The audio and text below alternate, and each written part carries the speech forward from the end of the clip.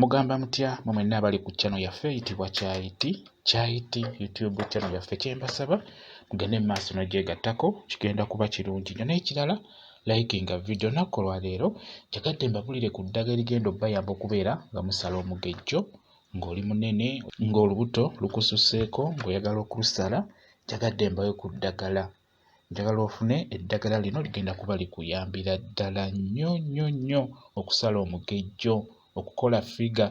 Gwe wenna omukyala ng'oyagala okukola figure, njagala otunuulira eddagala lino. Naawe omwami ng'oyagala okubeera ng'osala omugejjo, osala olubuto, naawe wuliriza eddagala lino, beera ng'olifuna lifumbe obeere ng'olinywako.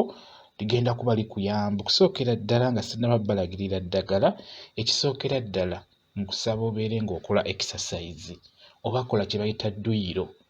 Exercise eyo eyamba nnyo. Lino eddagala lye ngenda okubuulira liyambako buyambi, nga naye ekikulu kya byonna exercise nayo nkulu nnyo. Tosobola kubeera ng'onywa bunywa eddagala lino n'olowooza nti ojja kukogga, toba ojja kukola figure.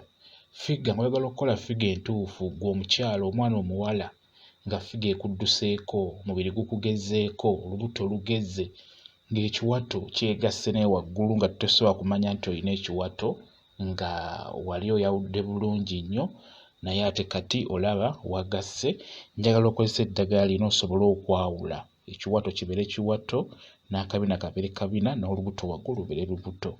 Kwegamba obeere ne wato, kyentegeeza. Njagala okozesa eddagala lino, naye ekikulu kya byonna mbadde nkugamba nti exercise nkulu nnyo.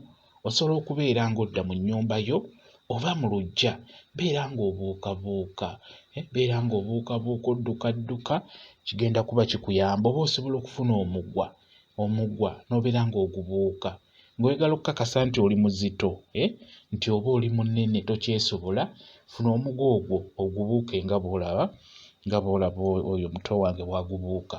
Ojja kuba ombuulira, ojja kulaba nti exercise yeetaagisa. Gezaako ogubuuke bw'otyo nga bw'olaba. Ojja kulaba nti oli munene tokyesobola, ekitegeeza weetaaga osale amasavu, weetaaga obeere ng'osala omugejjo. N'olwekyo kola exercise egenda kukuyamba nnyo okubeera ng'osala omugejjo. Ekyo kimu. Kati ekintu ekirala, funawo owandiika, njagala ofune eddagala lino, ogenda kuba olifumba. Nkusaba ofune amajaani gennyini ge tuteeka ku caayi. Funa amajaani gateeke ebbali.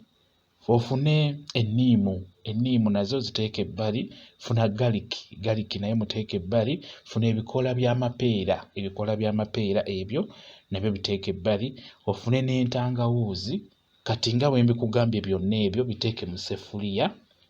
Ddira entangawuuzi zisekule oziteeke mu seffuliya. Ebikoola by'amapeera funa nga biwerako, nabyo biteeke mu seffuliya. Galiki naye musekule galiki, kisinzira by'ofumbye. Funa galiki ow'ekigero nayo muteekemu mu seffuliya omwo. Enniimu gisaleesaliremu. Funa enniimu nga 3 oba 4 oba 2 z'oba osobodde, kisinzira bungi bw'eddagala bw'ofumbye. Zisaliresaliremu mu ddagala eryo. Kati bw'omala, funa amajaani. Osobola okufuna, kisinziira era bungi bw'eddagala, osobola okufuna obujaani nga 2 bwe batunda mu maduuka mu butegeera obwo. Funa obujaani nga 2 buyiwe mu ddagala eryo, yiwamu amazzi. Kisinziira bungi bw'eddagala bw'ofumbye era ge majaani g'oteekamu. Toteekamu mayitirivu, nedda. Teekamu amajaani ag'ekigero. Ekyo nsubira mu kitegeera. Teekamu amazzi mu seffuliya, teeka ku kyoto, tokose eddagala eryo litokose. Kati bwe limala okujja, liteeke ebbali libe ng'eriwolaawolamu, lisigalemu ekibuguma. Kisigalemu ekyo ekibuguma. Kati bw'omala, sengejja, beera ng'onywako. Buli ku makya nywayo ekitundu ky'ekikopo. Kati n'ekawungeezi wano bw'osobodde, osobola okunywa ekitundu ky'ekikopo ne weebaka. Kuba eddagala lino teririna buzibu, terikaawa. Okuggyako oyinza okuba ng'olinamu ku alusa, oluyinza obutasobola ddikozesa ng'olinamu alusa, kitegeeza ggwe olina dyesonyiwa.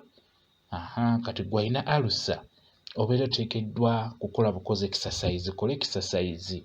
N'ekirala, bakkubireyo juice wa apple zennyini ezo eza green, bakkubire juice waazo zokka. Bwe kityo bwe kiri. Njagadde nkuwe ku ddagala lino obeere ng'okola figure. Okole figure egenda okukusanyula, egenda n'okusanyula abakulaba, bwekityo bwe kiri. Mwebale kubeera ku channel yaffe eyitibwa Kyayiti YouTube channel yaffe. Kyembasaba mugende mu maaso n'ogyegattako, kigenda kuba kirungi nnyo. N'ekirala likinga video mbeere bulungi. Mweraba.